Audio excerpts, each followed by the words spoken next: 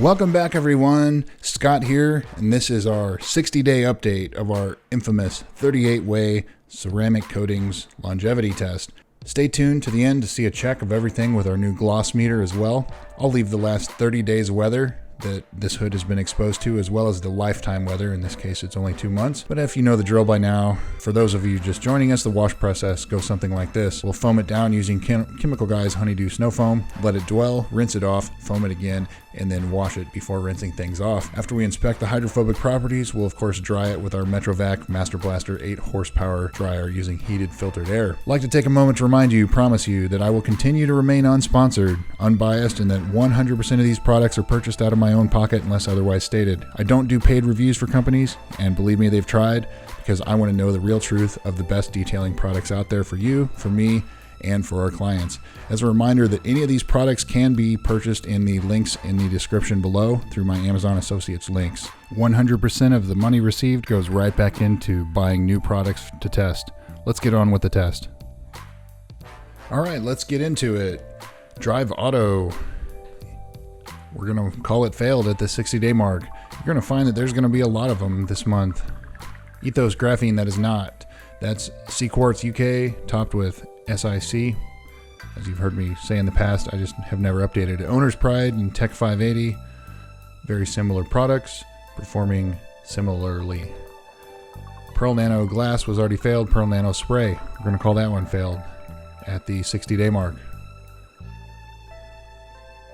Car Power Lock, we called failed at the 30-day mark. You can see that there is some at the top that's just barely hanging on, but again, it's failed. Stream Solutions Poly Seal was at the 30-day mark. 3D 440, it has failed 60 days. IGL Kenzo Graphene and Glossit 10H Pro 10H, both doing good. Very hydrophobic, both of those.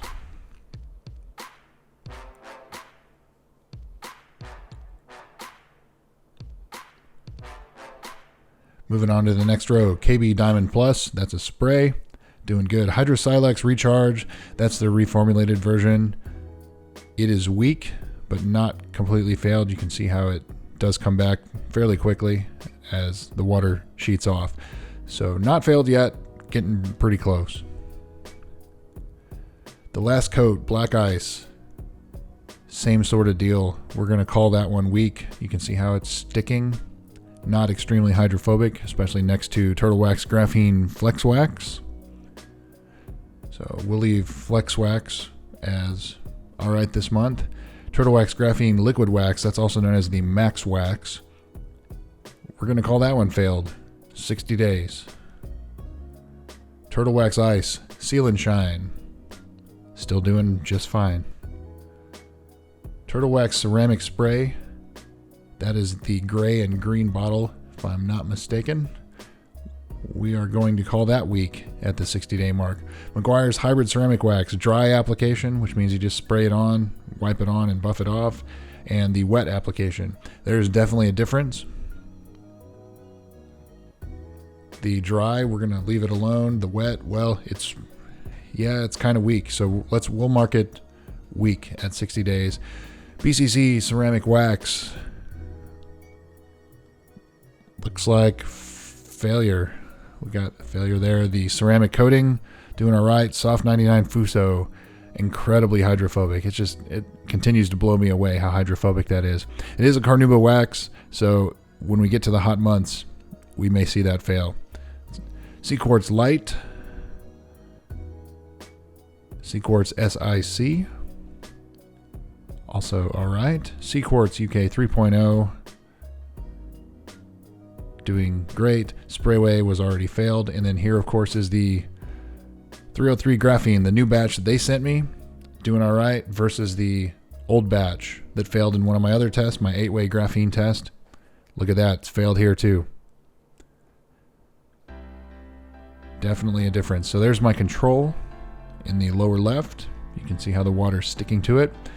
So the next three, Avalon King, HK Tianmei, and Werixin 10H, however you say it.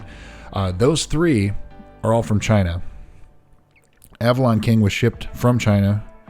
And if you dig in a little bit about Avalon King, you'll find that it's quite similar to these other Chinese coatings. And you can see just the hydrophobics on these three. Look at how identical those three are acting. It tells you quite a bit about it just by how they're behaving right there. The fourth one is Nano Age 9H, also known as Nano Bond. That is another Chinese coating, but it's obviously different. In my other test, if you want to go look at it, 42-way test, Nano Bond is in there, and it is one of the ones that's holding up with the big boys. So this is a different batch under a different name, but it's essentially the same product. That's why I wanted to test it, and it looks like it's still performing just like the others. Jaxwax 9H, still doing all right. Lone Star, ceramic spray, pre-production. We're going to call that weak. Adams graphene spray coating, we're going to call that failed. 60 days. And then Adams graphene 9H coating, doing just fine. So there you go, guys. Quite a few updates this month. Yeah, the graphene spray coating, we're gonna leave that one as failed. Lots of changes. So we're gonna start to get into our warm months here, where we're gonna see 100 degrees Fahrenheit, 38, 39 degrees Celsius, and it does get as hot as 108, 110 degrees here. So that's in the area of 42, 43 degrees. So which means the hood temperatures will far exceed that. Any of the ones that have any carnauba wax in it will definitely fail, as the melting point of carnauba wax is 179 degrees Fahrenheit or 82 degrees. So you're definitely going to see some changes going forward. That is also why I like to start these tests at different times of the year, so you can see how they react in different weather conditions. So our spring season, it's typically very rainy, so expect to see a lot of that too. Have a little bonus for you for this month's update. Purchased a Alcometer 480 dual angle gloss meter.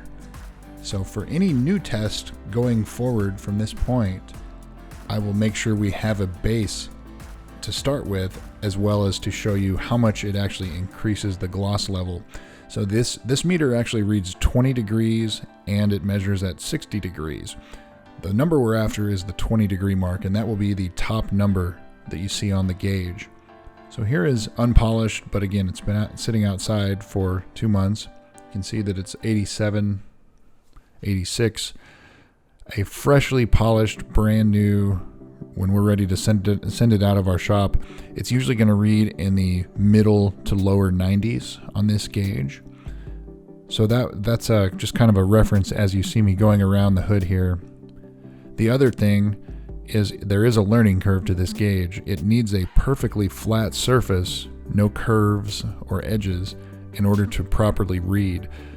So I'm keeping that in mind when I measure some of these. You can notice, as I go down towards the bottom of the hood, there's a curve and the number goes down because it's got a little bit of a gap where it's trying to read it.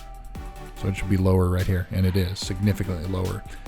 Talking to the manufacturer of this gauge, or this meter, I should say, 2 gloss units is insignificant.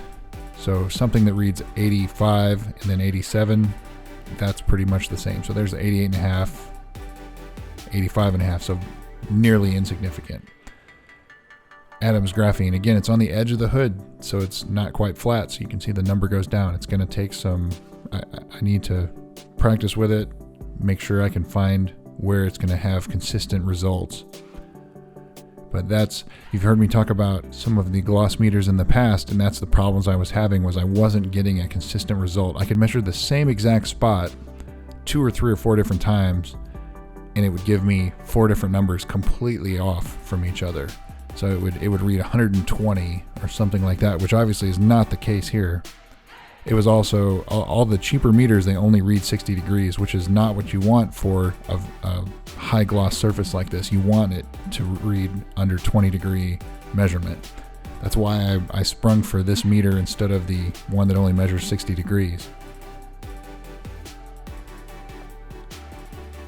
So you can see there are some differences. However, you really need a base reading before we apply any of the products to the hood, because there are variables or variances between different areas of the hood. So that's why we want to measure a before. We'll measure 2 or 3 spots on each area, apply the product, let it cure, and then we'll measure it the same places again and see if there's any increase on average. So I have 2 new tests that'll be coming up here very soon. One is a graphene only products I'm going to redo. So you followed my videos. I have an 8-way graphene products test, and that one I've had some issues with it between getting a bad batch of 303 and the Drive Auto one failing early and one of the Addendum products. So basically when there's only 8 on there, you have nearly half of them fail within a couple months. It's you're not getting a lot of benefit out of continuing to run that test. So I'm going to take those same products and test them, but there are other products that came out before or after that test existed, which is like ETHOS graphene. Turtle Wax had several graphene products that came out. So all of those are going to be on one hood. And then I'll have another one which will have other ceramic coatings like CQuartz Finest, CQuartz Professional Reserve, things like that. Some of the other coatings, you heard me mention the other day about the Kevlar, Fortidor Kevlar coating, $600 coating. That's going to be on there too. They're sending me one, thankfully, so I don't have to pay $600 to get it, but I did tell them I'm going to include it in my test. So I have lots of things like that coming. Planning on starting both of those on the first day of May, so that gives me enough time to get all the labels made. I already have a couple hoods, need to get them prepped, videoed, and set up everything so it can cure. So there you go, guys. Just wanted to share that with you. Thanks for watching. Stay tuned. Lots of updates coming.